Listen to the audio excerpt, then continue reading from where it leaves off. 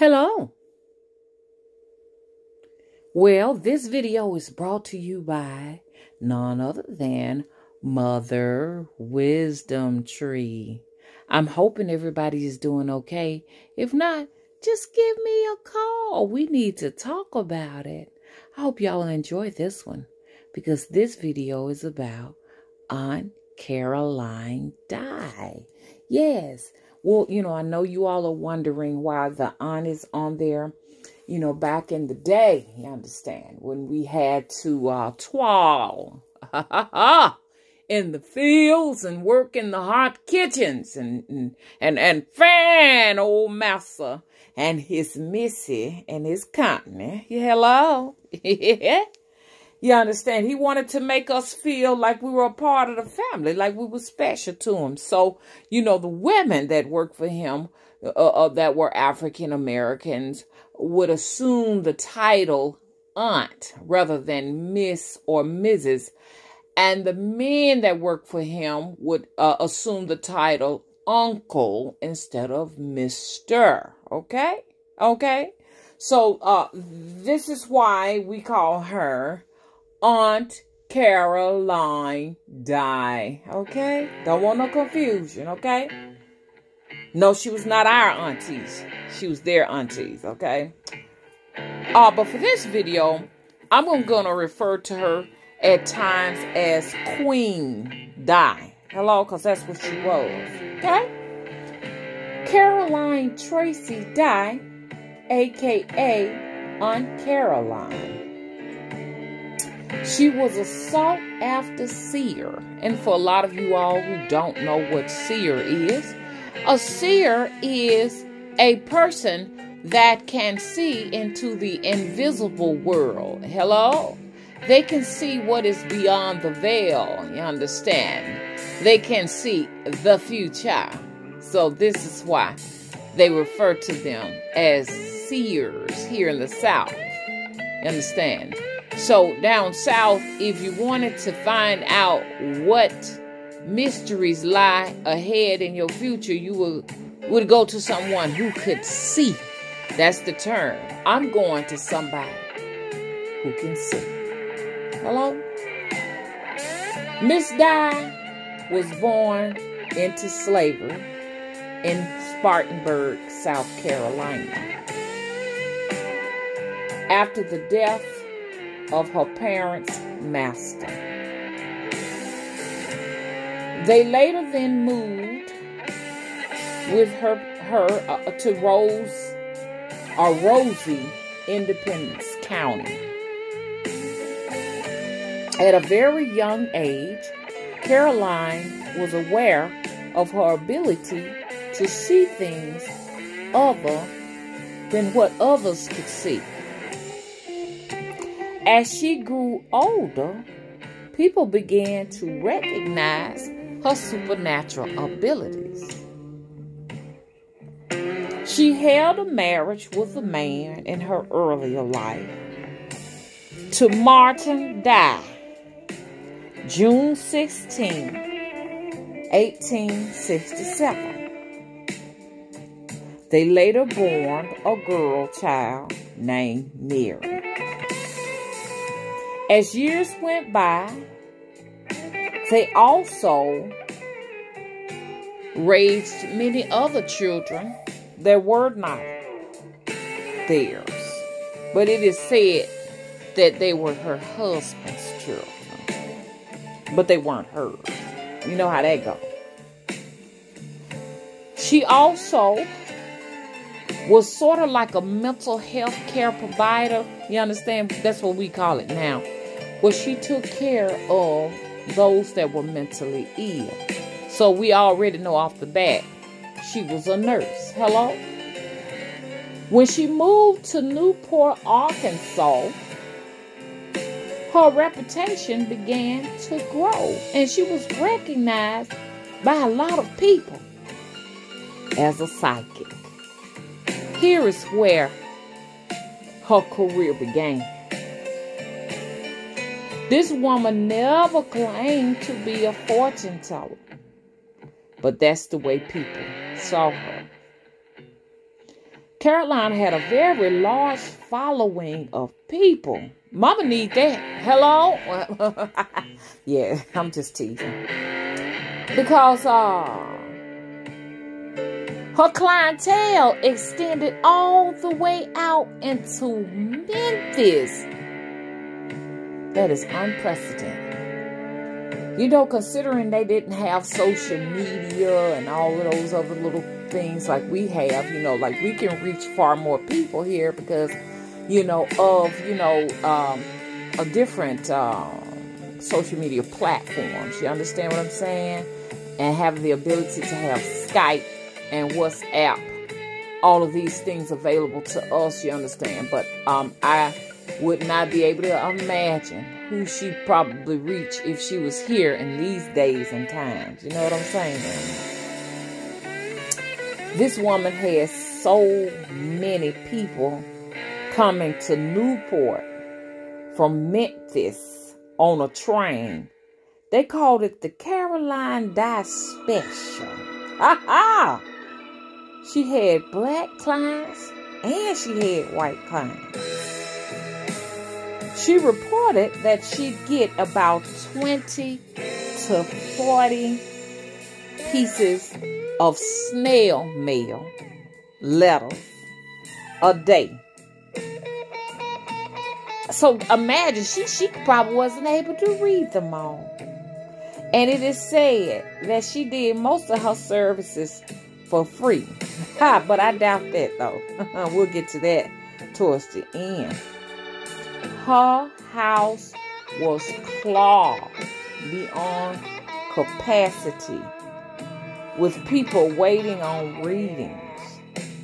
So she profited from it by selling meals to them because it was going to be a long wait. You understand? By Miss Dye being a businesswoman, you know she was going to cash in. You could be a psychic all day long. Ha ha! But if you ain't got nothing to show for it, you ain't done nothing. Hello? This woman was buying up real estate. Do y'all hear me? Okay, they said she didn't have a formal education, but a formal education don't mean nothing. Hello? If you ain't got no business skills or skills to pay the bill to go along with it. Hello? Hello? So, it makes me think about Michael Jackson. Michael Jackson had no, you know, don't get me wrong. Michael did have a little bit of schooling and everything, and later they gave him a degree because he didn't study nothing. They gave him a degree. Seriously, look it up. But I'm telling you, MJ, you understand, was one of the richest men in the world. So education don't mean you're gonna make a dime, really. To tell you the truth, you can spend hundreds of thousands on education and still not have a productive way of making a living. Okay? So Caroline Dye, she had many houses and many farmland is how they put it. Now don't question me on it, but this is what I researched. She was able to help her clients find missing objects. That was her forte. You understand? As a clairvoyant. Hello? So if you was missing something, she could locate it. She could tell you where it was, is what they said. Okay? She could find missing objects. She also made predictions.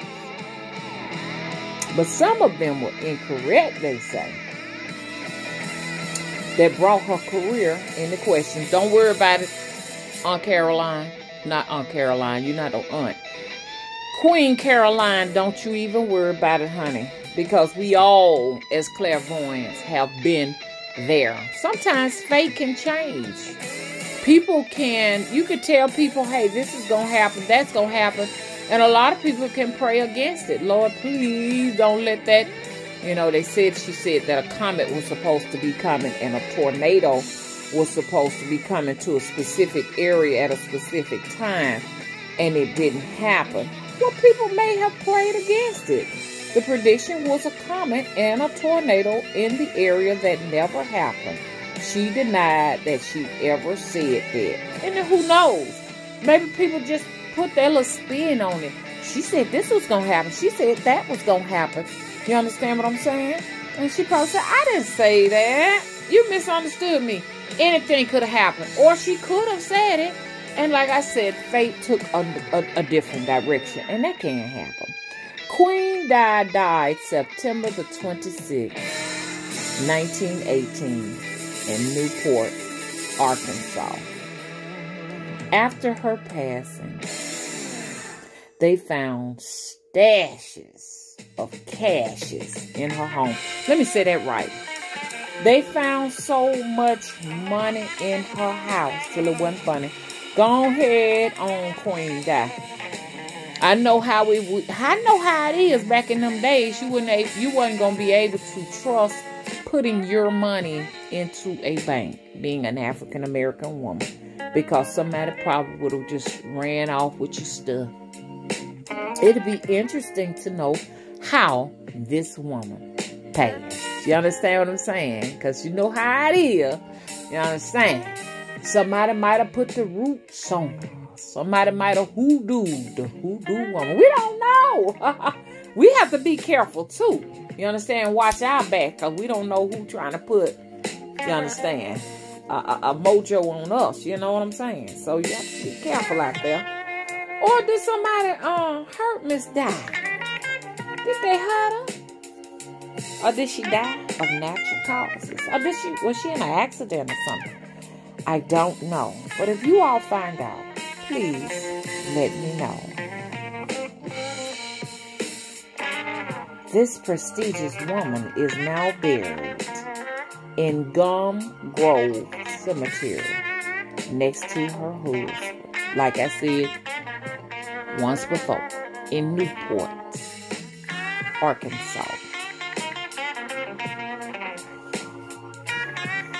Queen Di lives on forever in the music of blues. Not just here in text, you understand what I'm saying, and in our memories, but also in song. One, for example, is Sundown Blues and the St. Louis Blues.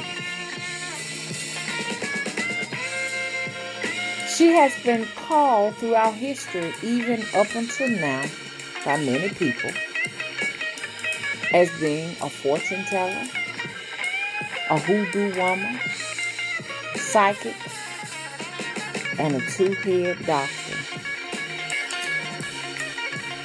It has been nice on this trip.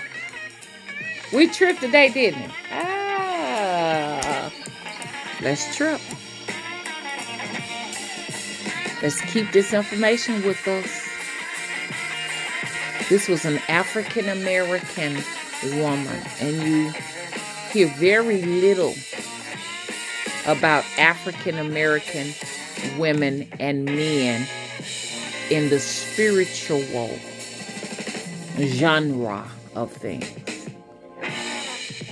What I will be doing in the up and coming days is sharing with you all more history, or her story, of prominent African American women and men. This will be my trip for a while. I don't know how long I'll be on this trip right here. But as you know, I have not been doing live streams. I need to cut down time by doing very small, very small pre-records, so that people can retain the information, because a lot of my work has been, lost in 2- and 3-hour videos, and everybody is not able to go through all of these hours to get the message. So this is why I am cleaning up a lot of things, because I'm getting ready to get my store up and ready so that it can be open to the general public. I'm going to start off with 1 day a week, then 2 day a week, and then I will be a full-fledged spiritual supply company. Hello? At the Temple of the Crossroads, the very first hoodoo house in the state of Alabama. I've enjoyed you, and I'm